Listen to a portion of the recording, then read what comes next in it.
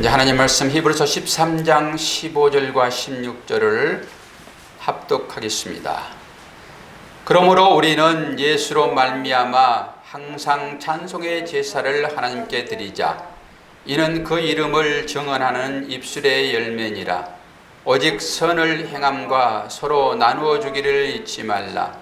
하나님은 이 같은 제사를 기뻐하시느니라. 아멘. 자, 오늘의 말씀의 제목은 그리스도인의 제사. 우리가 계속 지금 영문 밖으로 나가라 제 3번 했잖아요. 그래서 제가 이제 오늘 또 왜 안 나가는가, 억지로 좀 나가려고 그리스도인의 제사라는 제목으로 오늘 말씀을 이제 드릴 건데요. 이제 마지막 우리가 해야 할 이 일이에요. 왜 영문 밖으로 나가야 되는가? 영문 안에 있으면 뭐 어떻다고 자꾸 영문 밖으로 나가라고 하는가? 이 인식이 여러분한테 필요하죠? 그럼 영문 밖으로 나가서 뭐 할 것인가? 그게 제사예요, 제사. 이런 관점에서 보셔야 되고, 그럼 영문 밖으로 나가는 것을 우리가 이제 알아야 되는데 어떻게 나갈 것인가? 나가는 방법을 여러분 아셔야 되잖아요. 인식을 했어요. 인식을 했는데, 이건 나가야 되겠네. 이 인식이 우리한테 이제 들어왔단 말이죠. 그럼 어떻게 나가야 되는가? 오늘 이 방법을 말씀드릴 거고, 나가서 뭐 할 것인가? 예배, 즉 제사를 드려야 된다. 이 관점으로 여러분 보시기를 바랍니다. 설교에 앞서서 우리 주일학교에서 지금 엘리사, 엘리야, 지난 주일날에는 지난번에는 우리 엘리야를 배웠고 이번에는 이제 엘리사를 배우고 있는데요. 지난 주일날 엘리사에게 권위를 주시는 하나님. 그래가지고 엘리사는 특징이 있죠. 엘리사의 특징은 뭐죠? 대머리예요. 근데 아이들이 대머리야 올라가라, 대머리야 올라가라, 대머리야 올라가라 그러잖아요. 엘리사가 기분이 좋았겠습니까? 그러니까 하나님 그걸 아시고 곰 2마리를 숲에서 나오게 해가지고 그 졸아가는 아이들을 어떻게 했어요? 몰라요, 어떻게 했는지? 근데 권위를 주셨다라고 하는 거예요. 권위를. 말씀에 권위를 주신 거잖아요. 그러니까 그 말씀이 엘리사 자체에게 무슨 권위를 주겠습니까? 그 말씀, 엘리사가 전하는 그 말씀의 권위를. 여러분, 권위가 느껴져야지 말씀에 순종합니다. 그런데 이 권위의 말씀을 누구를 통해서 주죠? 엘리사를 통해서요. 그래서 그 엘리사에게 권위를 준다라는 생각을 가지고 이제 그런 재앙을 이제 내렸잖아요. 그래서 제가 이제 아내에게 이런 질문을 했습니다. 당신 남편이 목사인데 이 목사가 기도할 때마다 응답이 탁탁 되어지고, 그리고 병든 자에게 손 얹은 즉 나으리라.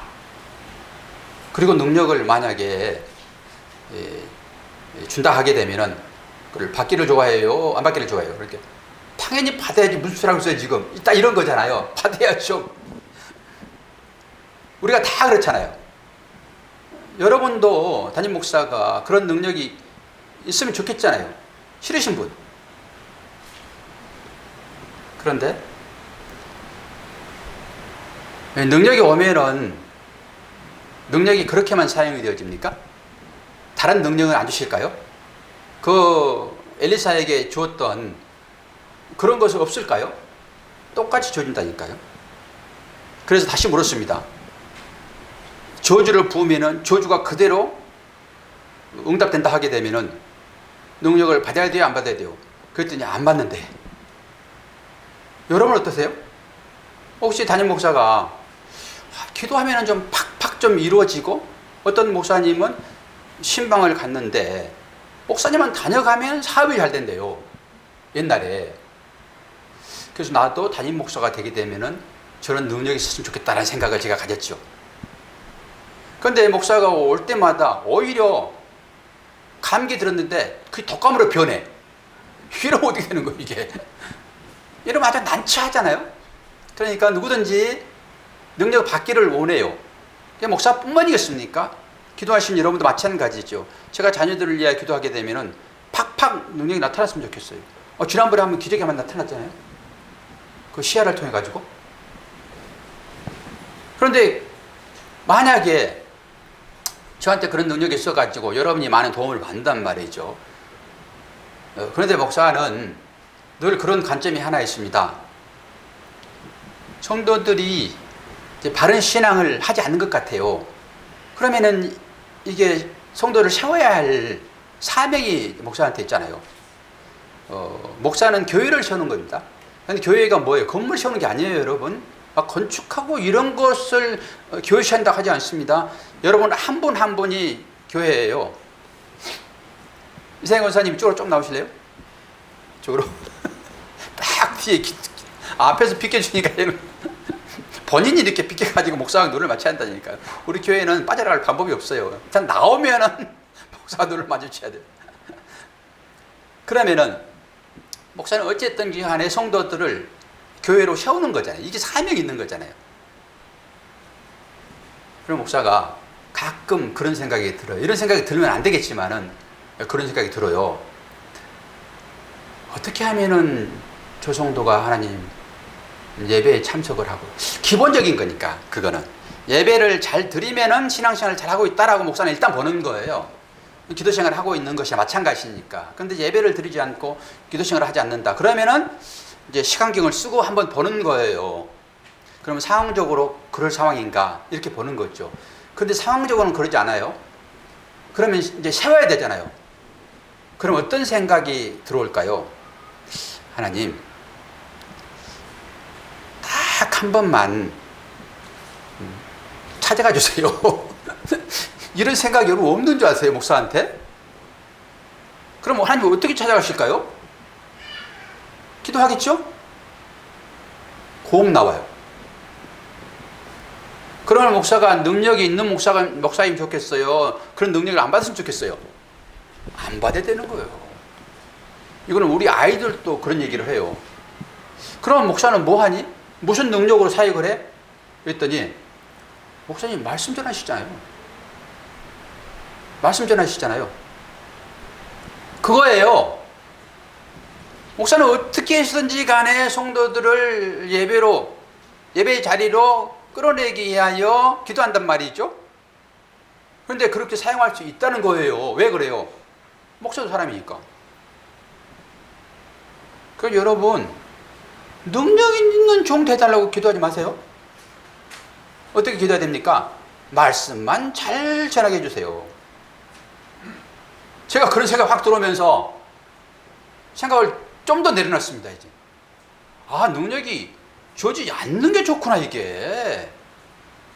내 속에서 저를 여러분보다 더 믿음이 출중한 사람으로 보지 마십시오. 여러분을 평가하시고, 저 목사님도 나하고 똑같지. 그럼 여러분이 성질 날 때 화가 안 납니까? 그때 말하면 그대로 응답된다 하게 되면은 산을 자가 없어요.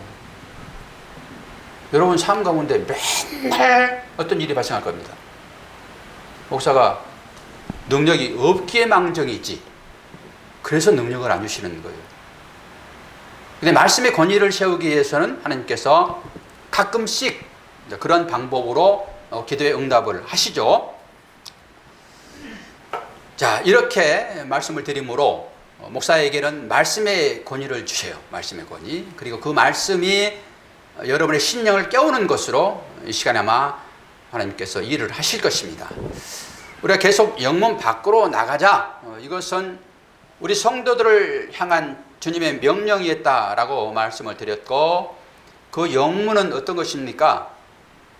내가 세운 견고한 진, 이건 자의 자. 나를 보호하고 싶은 성을 만들어 놓는 그 상태. 그리고 이것은 유대교의 전통이라고 말씀드렸습니다. 유대교의 전통. 유대교의 전통. 유대교회는 근본적으로 예수 그리스도를 부인하는 사람들이에요. 그러니까 유대교가 예수를 부인한 것처럼 또 하나의 세력이 있는데 그것이 세상이라고 했습니다. 그래서 유대교회는 세상과 같다. 그리고 그 영문에서 나오라고 했는데 우리는 유대교를 지금 믿지 않잖아요. 그럼 어디서 나와야 되는가? 그럴 때 우리는 세상에서 나와야 된다. 여기까지 말씀을 드렸습니다. 그러면서 우리의 삶이 어떻게 돼야 되는가? 지난주에 말씀드렸던 것처럼 세상 물건을 다 쓰지 못하는 자처럼 이렇게 해야 된다라고 말씀을 드렸습니다. 그리고 그 세상을 상징하는 것이 성경에서 애굽이었습니다. 애굽에서 나오라고. 내가 하는 대로 소득이 주어지는 그런 것들. 그러면은 힘이 없습니다. 실제 힘이 없잖아요. 우리가 일을 많이 하게 되면 힘이 없습니다. 집사님 요즘 힘이 없어요. 수요 예배도 거의 뭐 어디 가버리고 금요일도 땡겨버리고 힘이 없는 거예요. 그게 이제 엮어져서 그러기는 하지만은 이제 그런 것들 조심하라 이런 거예요. 그리고 바벨론입니다. 바벨론은 말씀을 떼드렸죠. 4절 18장 4절 보니까 또 내가 들으니 하늘로부터 다른 음성이 나서 이르되 내 백성아, 거기서 나와. 이게 세상이에요. 세상을 상징하는 거예요. 여기에서 나오라고 분명하게 말씀을 드렸고, 그러면서 예수님께, 그러니까 영 밖에서 나와서 어디로 가야 되냐라고 물었을 때 우리는 주님께로 나간다. 그렇게 말씀드렸잖아요. 주님께 나간다. 주님께 나간다는 이 말은 뭐예요? 믿기 전 세대, 믿기 전에 내가 좋아했던 어떤 그런 것에서 완전히 손을 끊는 거예요. 내가 도박을 즐겼습니다. 또 내가 어떤 것에 중독되어 있습니다. 믿기 전의 일이잖아요. 근데 그런 것들을 온전히 끊는 것을 의미하지요. 그리고 그리스도를 반대하는 모든 것, 이것을 버리라고 하는 거예요. 그리스도를 반대하는 것을 버리라고 하는 거예요. 그리고 그리스도와의 교통을 방해하는 어떤 것이든지 포기하라 이러는 것입니다. 그리스도와 연결되어 있는 그리스도의 교제를 방해하는, 그러니까 예배를 방해하고 기도를 방해하고 예배의 삶을 방해하는 이 모든 것을 포기하든지 끊든지 버리든지 하는 것이 뭐라고요? 그리스도께 나가는 거라고요. 이게 영문 밖으로 나가라 하는 의미가 들어있다고 말씀을 드렸습니다. 그래서 우리는 예수께서 우리에게 말씀하시잖아요. 날마다 자기 십자가를 지라라고 얘기를 해요. 자기 십자가를 지라. 이 말씀이 마태복음 16장 28절에 나오지요. 이에 예수께서 제자들에게 이르시되 누구든지 나를 따라오려거든 자기를 부인하고 자기 십자가를 지고 나를 따를 것이니라. 저는 성경 전체를 보게 되면 이 말씀을 압축한다고 말씀을 드렸잖아요. 이게 이제 되게 어려운 일이죠. 이제 그런데 세상에서 나가는 이것이 되게 어렵잖아요. 우리가 그 습관적으로 지금 길들여져 있고 그것이 우리한테 편안함이잖아요. 그게 되게 편안함이에요. 그런데 성경은 뭘 얘기하고 있습니까? 디모데후서 3장 12절 보게 되면은 무릇 그리스도 예수 안에서 경건하게 살고자 하는 자는 박해를 받으리라. 이 말씀이 어렵잖아요. 그리스도 예수 안에서 경건하게 살고 싶어요. 그런데 그렇게 삶을 살고자 그 영문을 떠나게 되면은 뭐가 따른다고요? 박해가 따른다고 하는 거예요. 요게 그 당시에는 요게 실제적인 박해입니다. 실제 박해. 근데 우리는 실제 이런 박해가 없잖아요. 그럼 이것을 이제 해석을 여러분 하셔야 돼요.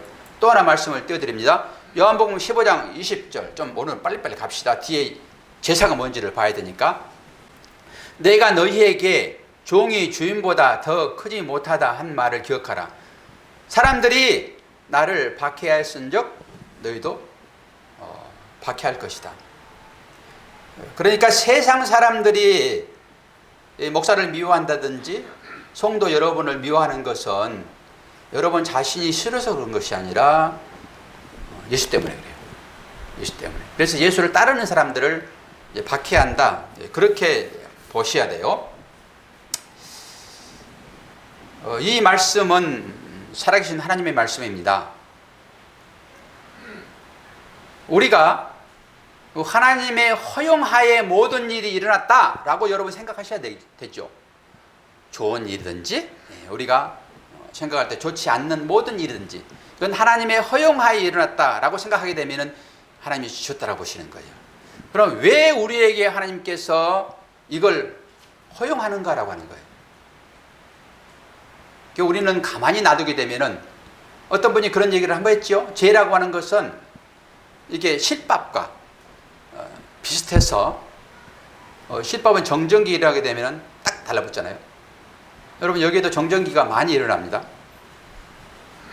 그래서 지금 먼지가 지금 끼고 있어요. 이건 누가 뭐 먼지를 붙여서 그런 것이 아니라 정전기를 하기 때문에 그래요. 정전기는 바로 그런 거라고요. 여러분이 그런 걸 인식할 때는 여러분과 제일 가까운 어떤 것을 가지고 인식하면 제일 빠릅니다. 딱 그런 거예요. 그러니까 우리는 언제든지 이 죄를 지을 수 있는 속성, 이걸 본성이라고 해요. 본성. 죄를 지을 수 있는 속성. 그러니까 우리가 어디에서 나온 사람들이죠? 영문에서 나온 사람들 되었잖아요. 우리는 영문 밖에 있는 사람들인데 여러분, 지금 계속 나오라고 주장하는 것은 너희들이 거기서 나왔다라고 하는 거예요. 다시 그리 돌아가지 마라, 이런 의미가 훨씬 더 강하게 내포되어 있어요. 물론 거기서 나오지 않는 분도 계실 수 있습니다. 그런데 왜 우리가 자꾸 주님이 이것을 허용하는가? 우리가 좋을 때는 좋지요. 이게 뭐 이걸 가지고 뭐 해석할 이유 전혀 없잖아요. 어떤 나쁜 일이 우리가 정해놓는, 그것도 우리가 정해놓는 거예요. 이것은 나쁘다라고 하는 의미로 정해놓는 것이죠. 그런 것들이 우리한테 올 때는 너 그걸 나쁘다 생각하고 있잖아. 그리고 그걸 허용하는 거예요. 왜 그걸 허용합니까? 우리는 본질적으로 성향 자체가 죄로 끌려갈 수 있는 성향이라서 그래요. 뭐지요? 세상과 구별되어 살아야 할 너희들은 내가 붙들지 않으면 언제든지 세상으로, 옛사람으로, 거듭나기 전의 사람으로 돌아갈 성향이 아직도 남아있어. 저를 보고 여러분을 보게 되면 다 알잖아요. 그 남아있잖아요. 항상 그리 끌려가잖아요.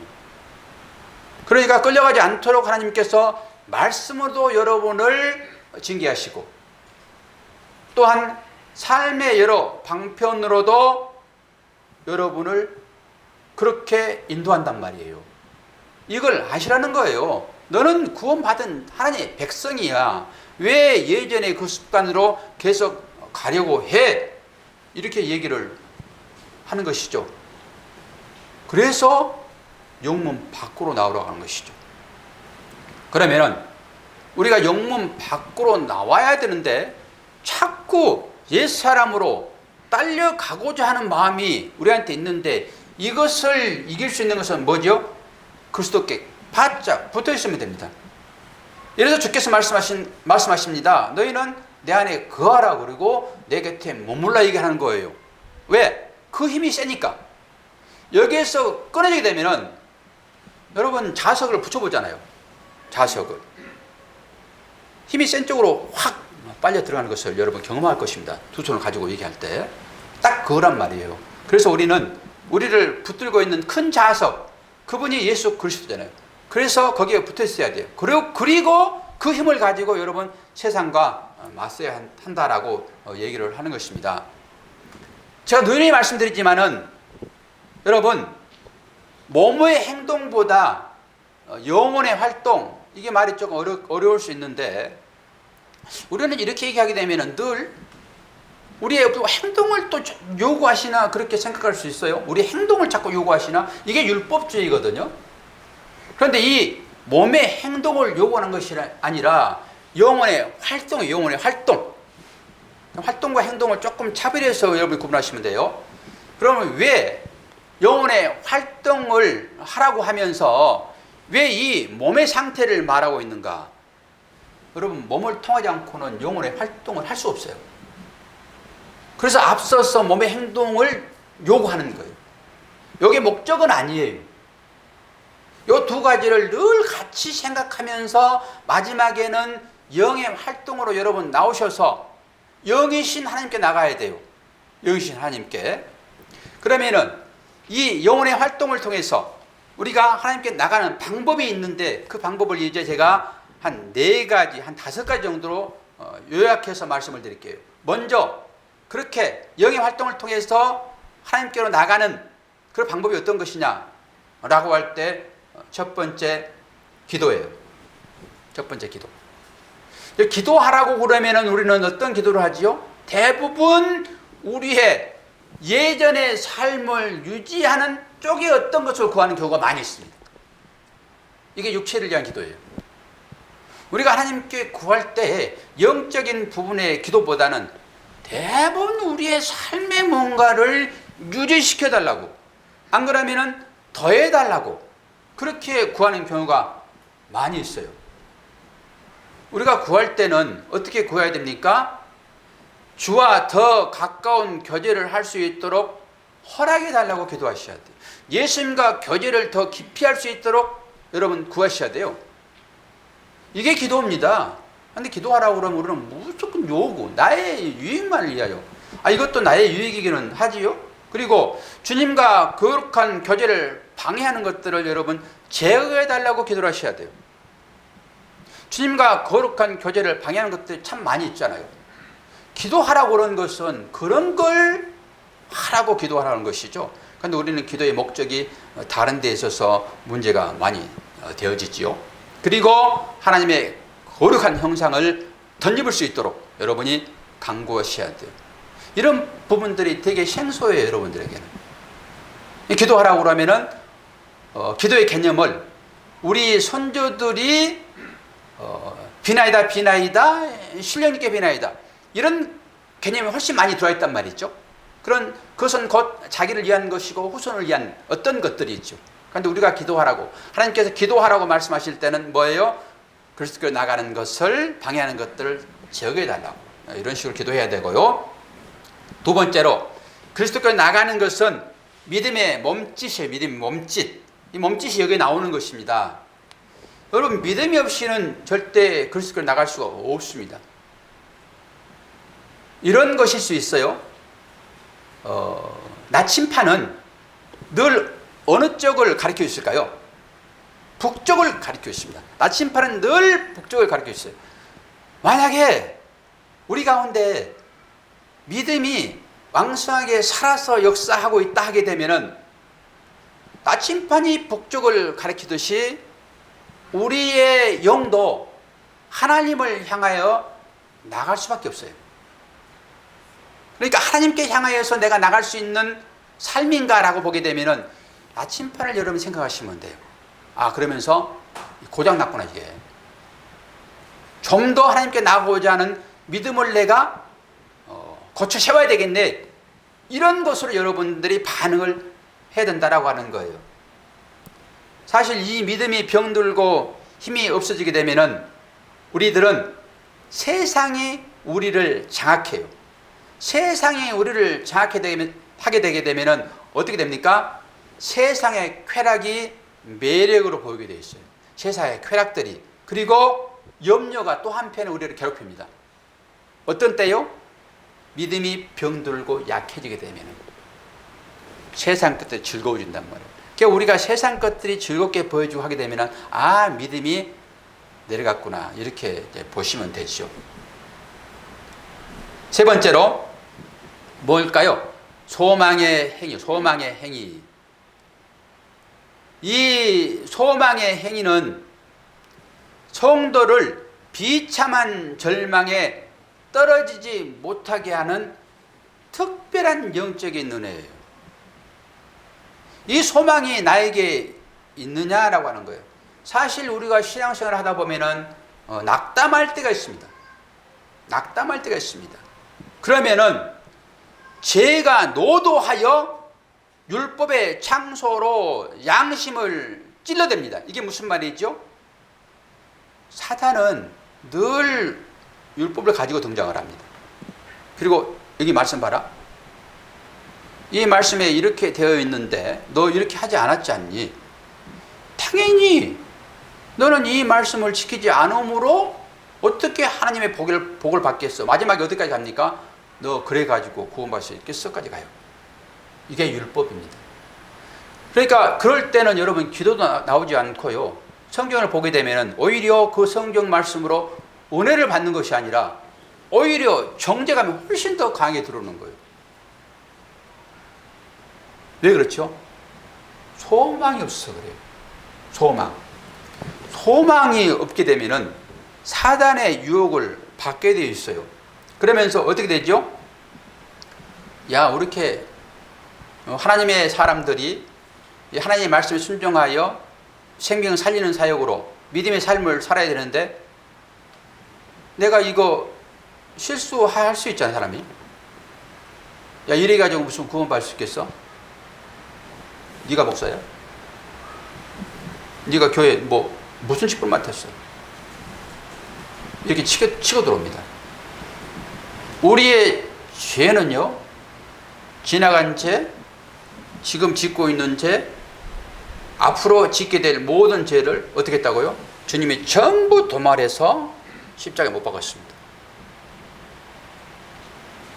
그럼 네가 짓는 죄로 인해서 너는 아무런 벌도 받지 않겠네? 어떻게 생각하세요? 여러분, 이제 잘못 여러분들이 해석하게 되면은 이게 엄청난 오류를 줄 수 있으나 창세전에 구원받았다라고 하는 그 관점에서 여러분의 삶을 보게 되면은 여러분이 짓고 있는 죄는 거의 도덕적인 죄예요. 도덕적인 죄를 여러분의 지음으로 구원해서 죄되지 않습니다. 예수 그리스도를 부인할 때만 여러분 구원을 받을 수 없어요. 사단은 성경의 율법이 조목조목 될 것입니다. 이게 율법이잖아. 너 이거 지켰어, 안 지켰어? 너 여기에 딱 대비해 보니까 한참 부족하네? 너 어떻게 이렇게 구원받을 수 있겠어? 그리고 사단은 정죄합니다. 여러분이 하나님 나라의 백성이라고 하는 이 소망이 있다 하게 되면은 여러분이 혹시 죄를 졌을지라도 여러분 스스로 모든 죄는 하나님을 도말하셨고 나는 구원받은 자로서 이 도덕적 문제 회개할 필요는 있으나 그것이 여러분들을 구원해서 죄시키지 않아요. 이 믿음 하나는 여러분 확실하게 가지고 있으셔야 돼요. 그렇다고 그것을 계속 반복적으로 지으라고 하는 소리냐? 그런 건 아니죠. 우리가 세상적으로는 인재를 잃었잖아요. 인재를. 그 맥락에서 세 사람이 우리 곁에 떠났잖아요. 그러니까 약자 편에 서 있고 또 가난한 자 편에 서 있고 그런 자들의 대부분 다. 그런데 그 사람들이 다 스스로 목숨을 끊었습니다. 이걸 보셔야 돼요. 이런 상황들을. 그리고 말씀으로 들어오셔야 돼요. 우리 모두는 다 죄인입니다. 드러나지 않아서 죄 안 지었다 할 수 없습니다. 성경은 마음으로부터 생각하면 거기서부터 죄라고 그래요. 그런데 실제 드러난 것보다 우리 속에는 더 악한 죄들이 훨씬 많거든요. 그런데 이 인간들이 자기 자신이 얼마나 거룩하다고 생각하는지 나는 당신들과 비교하여 아주 청렴결백하고 깨끗한 사람입니다. 나는 내 욕심을 차지하지 아니하고 늘 약자의 편에서 이렇게 산 사람이에요. 그런데 자기도 모르게 실수할 수 있잖아요. 그 술 한잔 먹고 어깨에 손 얹을 수 있고 이쁘면은 아이고 어떻게 이렇게 착하니 그리고 손 얹을 수 있잖아요. 그런데 상대방이 이게 기분 나쁘면 걸면 걸려요. 모두가 다 그렇게 되어 있습니다.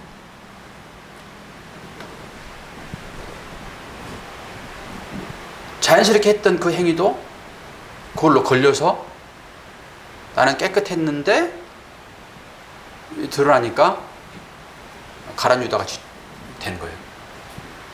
이게 최고의 악입니다. 최고의 악이에요.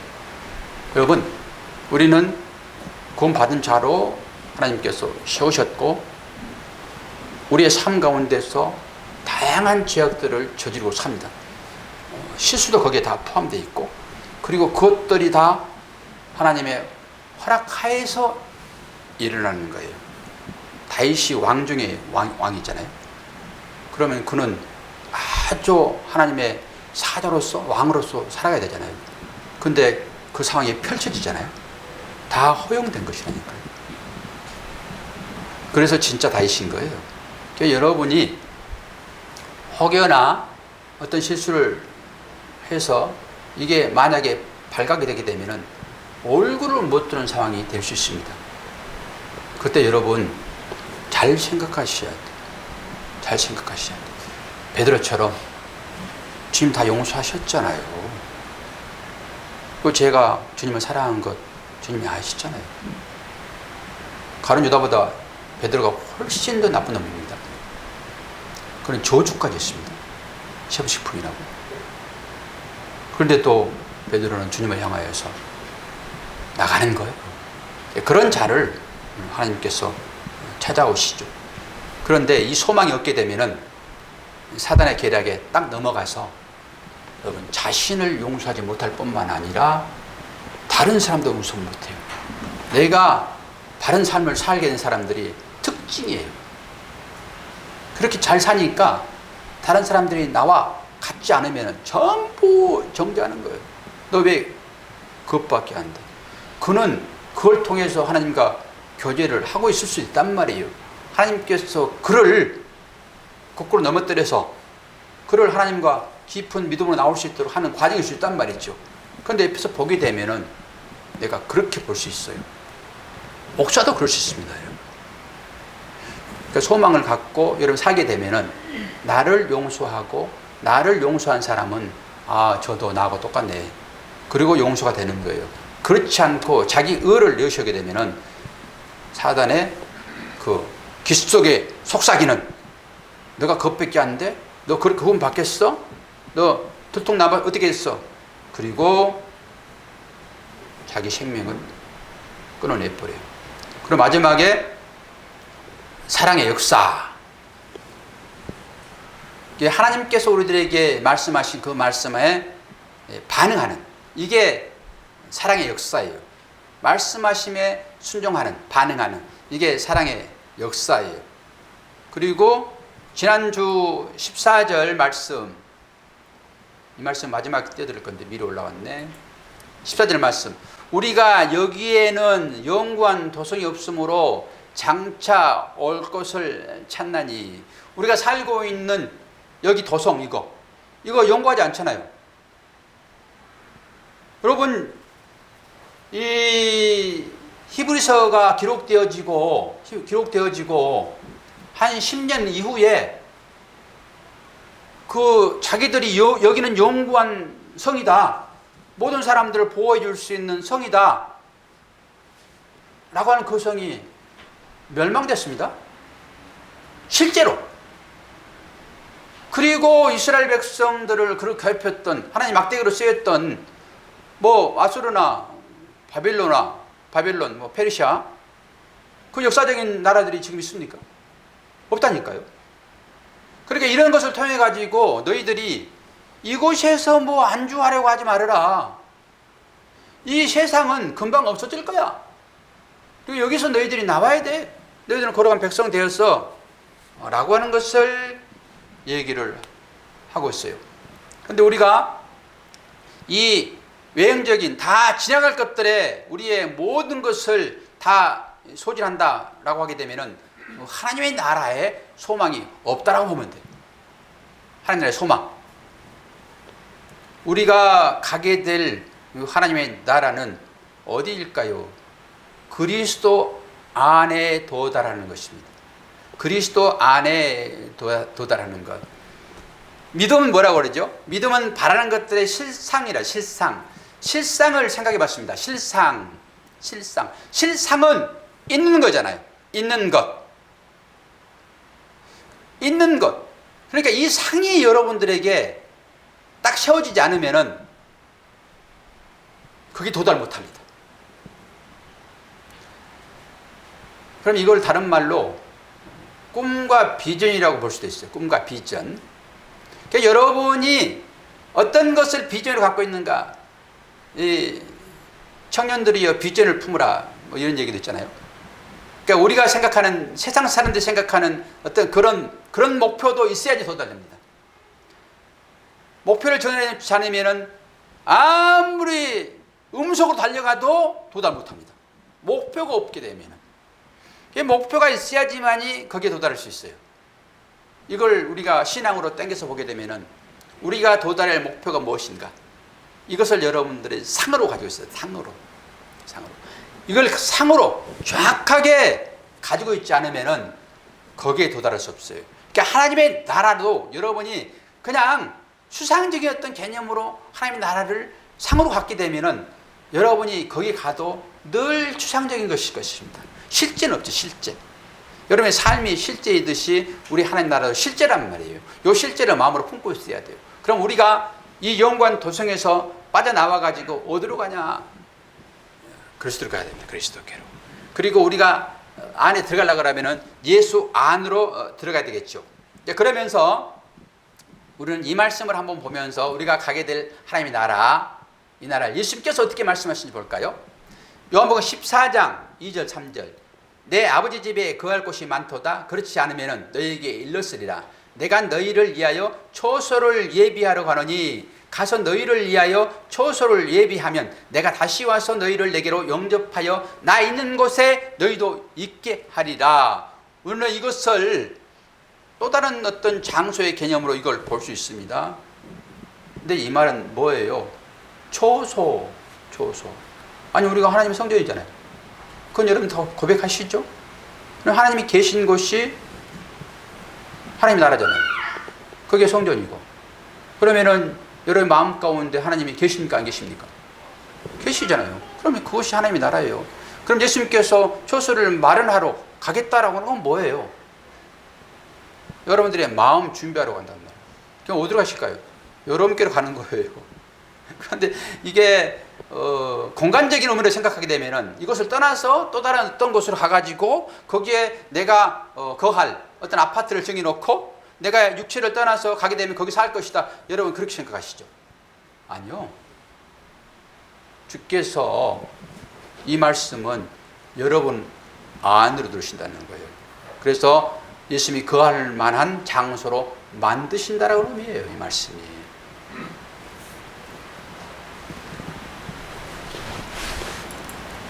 자, 15절 말씀 빨리빨리 지나갑시다. 그러므로 우리는 예수로 말미암아 항상 찬송의 제사를 하나님께 드리자. 이는 그 이름을 증언하는 입술의 열매니라. 오늘 두 가지 제사를 제가 말씀드릴 거예요. 15절의 찬송의 제사와 16절의 제사는 다른 제사인데 의미는 전부 같아요.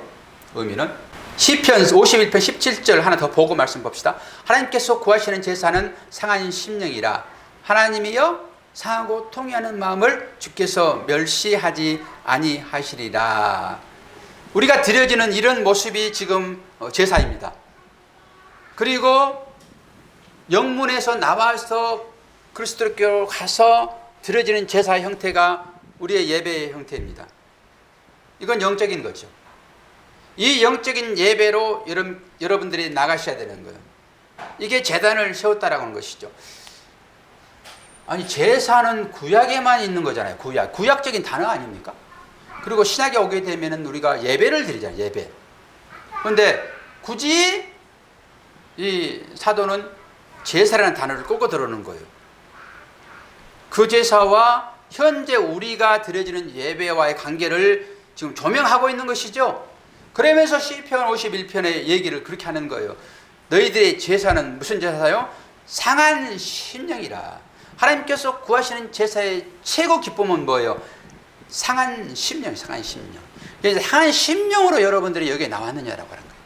하나님은 이걸 받으신다라고 하는 거죠. 그러니까 이런 마음이 없이 구약에 드렸던 율법에 적용되어지는 그 제사를 하나님이 싫어하신다라고 하는 거예요. 그런 형식적인 예배. 형식적인 예배는 어떤 것이겠습니까? 이런 것일 수 있죠. 여러분이 몸은 여기 와 있습니다. 이게 제사 드리잖아요. 예배로 와 있잖아요. 근데 마음은 딴 곳에 있어요. 이게 형식이죠. 형식. 보이는 것이지만은. 그리고 여러분이 마음은 여기에 있다 해요. 마음은. 근데 몸이 여기에 따라오지 않아. 그럼 이것도 또한 형식적인 예배일 수 있어요. 거룩한 예배는 우리의 전인적인 예배예요. 하나님께 예배 드린다라고 하면 여러분이 우리 전인적으로 하나님께 나가는 거예요. 이거 하나님 받으시잖아요. 나는 마음만 드려. 마음만 드려. 내 영혼만 나아가. 그리고 여러분이 어떤 마음의 상태와 반대되는 어떤 몸의 형태가 나온다 하게 되면 여러분 마음 받으세요. 그리고 여러분 거기서 전부 주무세요. 누워서 예배 드려요. 그러면 그게 하나님께 온전히 예배 드리는 거예요? 아니다라고 하는 거예요. 하나님께서 구하는 제사는 바로 그런 제사, 전인적인 제사. 그래서 죽은 자들은 절대 하나님을 찬미하지 못합니다. 왜 그렇지요? 그 마음 가운데 사랑이 없으므로 하나님께서는 그 제사를 받지 않으세요. 이것이 바로 가인의 제사였어요. 그리고 죽은 자들은 여호와를 찬양할 수가 없습니다.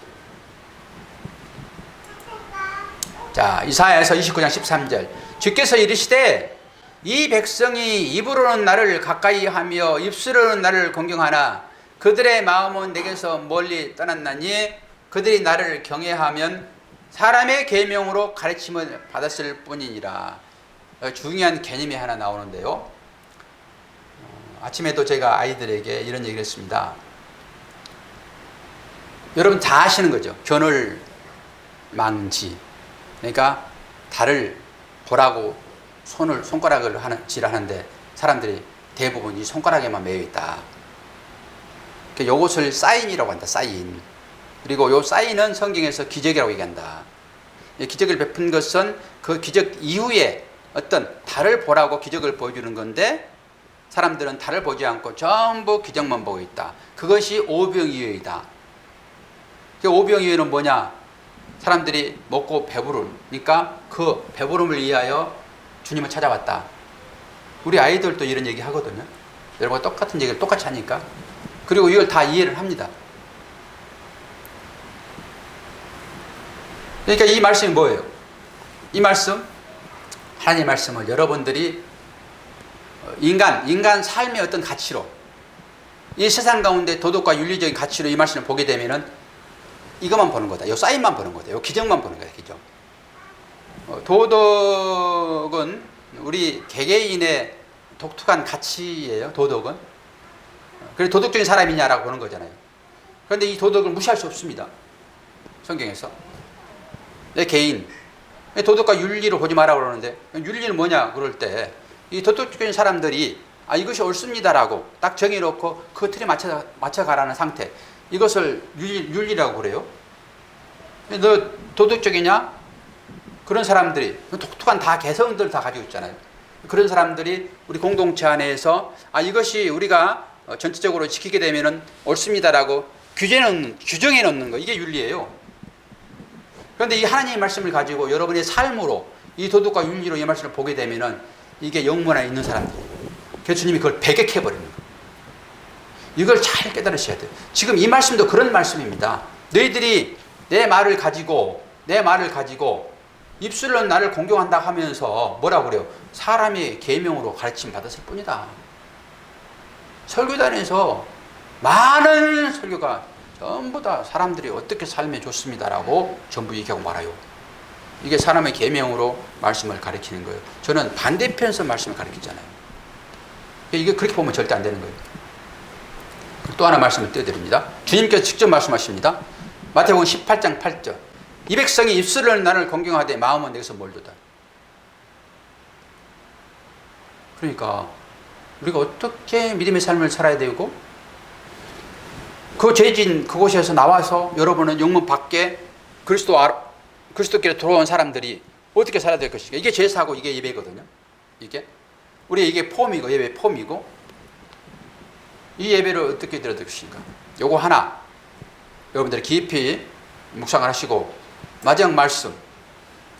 오늘 박성윤 선도가 예배 빨리 끝내달라고 기도를 했는지 안 했는지 모르겠는데 오늘 안 나오셔가지고 기도의 응답을 알고 제가 빨리 끝내려고 노력을 하고 있습니다. 그러니까 막 중간중간 뛴 것 같은 느낌이 들 거예요.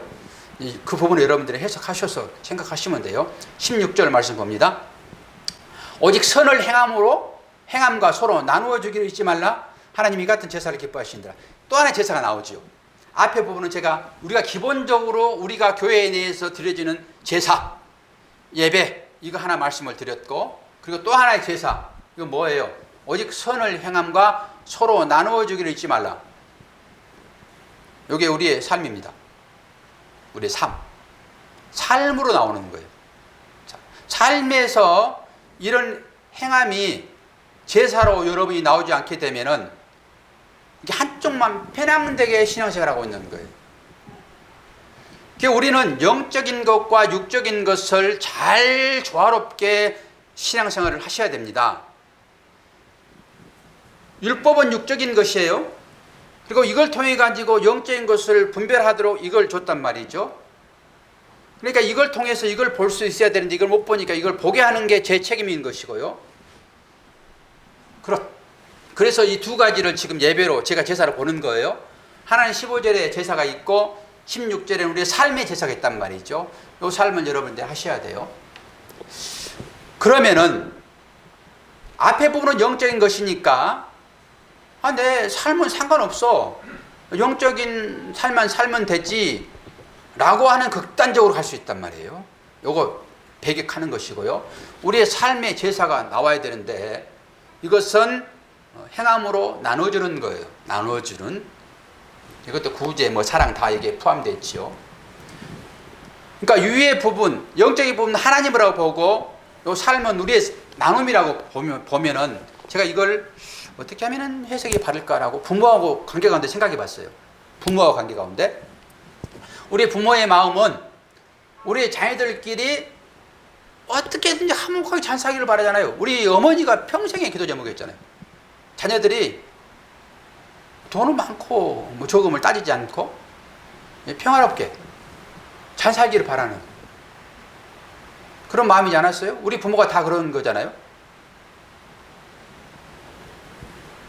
그러면은 그 마음이 이제 있는 거예요. 야야야야, 너희들 나는 별로 신경 쓰지 말어. 너희들끼리 그냥 잘 살면은 나는 기뻐. 그리고 부모님 한편에 계시단 말이죠. 이게 하나님의 마음이라고 저는 봅니다. 요 말씀을 가지고 얘기한다고 그러면 하나님은 폐개척 버리고 우리끼리 그냥 잘 먹고 잘 살고 하면 되는 것입니까? 안 된다라고 하는 거예요. 어떤 시각이어야 돼요? 늘 부모님의 그늘 아래서 부모에게 우리가 아무것도 뭔가를 해주지 않다 하더라도 우리끼리 그냥 부모 앞에서 잘 사는 모습을 보여주는 거예요. 이 부모 고려정하지 말고 나는 딱 이 제사 오직 선을 행함과 서로 나눠주기를 잊지 말라. 하나님이 이 같은 제사를 기뻐하시느니라. 이 한편의 제사가 있단 말이에요. 이 제사를 우리가 소리할 수 없어요. 영적이라고 제가 얘기를 하지만은 영적으로 가기는 가되 우리의 삶으로 이게 나와야 돼. 이 말씀이 어디에 나옵니까? 예수님께서 우리들에게 새 계명을 주시잖아요. 새 계명. 두 가지를 말씀하시죠. 하나는 하나님 사랑. 두 번째는 뭐예요? 이웃 사랑이잖아요. 그래서 이웃 사랑 잘하고 있으면은 하나님의 사랑한 거야 라고 제가 말씀드렸잖아요. 그럼 하나님 배제할 수는 없잖아요. 나는 그것과 같다고 생각합니다. 우리가 실질적 예배 삶을 제사로 이제 그 영문 밖에서 이게 제가 여러분이 못 나와서 자꾸 설교가 못 나간 줄 알았더니 아침에 보니까 제가 못 나오고 있더라고요. 제가 영문 안에 있었던 거예요. 제가 못 나오는 거예요, 이게. 그리고 설교가 진행이 안 되니까 여러분이 못 나왔구나라고 생각을 했는데 제가 못 나오고 있었던 거예요, 제가 설교를 완벽하게 여러분들에게 전하지 못하고 있는 것들이 있더라 보니까. 제가 이제 주제를 바꿔서 하니까 이게 쏙 나왔어요. 그리고 우리가 보니까 우리는 나온 자예요. 나온 자들의 삶이 어떻게 될 것인가 라고 할 때 15절 말씀과 16절 말씀이에요. 이 두 가지를 여러분들이 하나로 보시고 삶을 살게 되면은 용문 밖에 나온 자들의 제사가 어떤 것이로구나라고 여러분들이 인식을 하실 수 있어야 돼요. 이런 배경하에서 이제는 자유롭게 여러분이 삶을 사시면 돼요. 제가 왜 안 나왔냐고 자꾸 나오라고 강요한 것처럼 그렇게 들려주지만은 저나 여러분들은 거기서 나 혼자 됐다. 근데 삶을 돌아보니까 아이고 거기에 있는 자처럼 살고 있네. 그러면서 정신을 차려야 되는 거예요. 그러면서 난 나와 있는데 왜 나는 거기 가 있지? 난 나와 있는 자야. 이러고 이렇게 마음을 생각을 해야 한단 말이에요. 그래서 나오는 방법을 제가 4가지 알려드렸습니다. 기도와 뭐라고 그랬죠? 또 하나는 소망. 또 하나는 뭐였었어요? 마지막에 사랑으로 나와야 되고 유무밖에 나와야 되고 믿음, 소망, 사랑이에요. 거기에 기도 하나 포함된 거예요. 기도 하나. 이제 제가 여러 가지 이제 이해를 돕도록 그 말을 해서 여러분들이 복잡할 수 있으나 여러분 기도와 믿음과 소망, 사랑이에요. 이걸로 여러분이 거기서 나올 수 있는 거예요. 그러니까 이걸 하시라는 소리예요. 그리고 나온 자처럼 행동하시라 이런 말씀을 드리는데 이제는 아마 이제 히브리서가 13장까지 있지만 거의 이제 끝나갈 거예요. 그리고 이제 우리가 이걸 끝나서 요즘 새벽에 로마서로 얼마나 은혜를 많이 받고 있어요. 아시나니까? 그래서 못 나으신 분이 계시니까 주일날 로마서를 다시 한번 새롭게 작성하여 우리 모두가 공감할 수 있도록 로마서로 들어가게 되면 얼마나 은혜가 있는지 여러분이 경험하게 될 것입니다. 하나님을 사랑하는 복되신 성도 여러분, 하나님께서 얼마나 우리를 사랑하고 있는지를 여러분 삶 가운데 잘 분별하셔서 그 사람의 하나님의 사랑과 그 평안 안에서 자유를 이루시기를 축원드립니다. 기도하겠습니다. 하나님 아버지, 하나님의 사랑과 은혜를 감사합니다. 영문 밖으로 나아가자 이 말씀을 3번, 4번에 걸쳐서 긴 시간 나누었는데 이제 우리가 어떤 신분이었고 그곳에서 탈출할 수 있는 것이 어떤 것이었는지 그리고 거기 나와서 우리가 무엇을 해야 되는 것인지 분명하게 배우고 익혔습니다. 이제 삶 가운데 그것들이 나오게 도와주시고 그 안에서 진정한 자유를 누릴 수 있도록 아버지 도와주시옵소서. 예수 그리스도의 이름으로 기도하옵나이다. 아멘.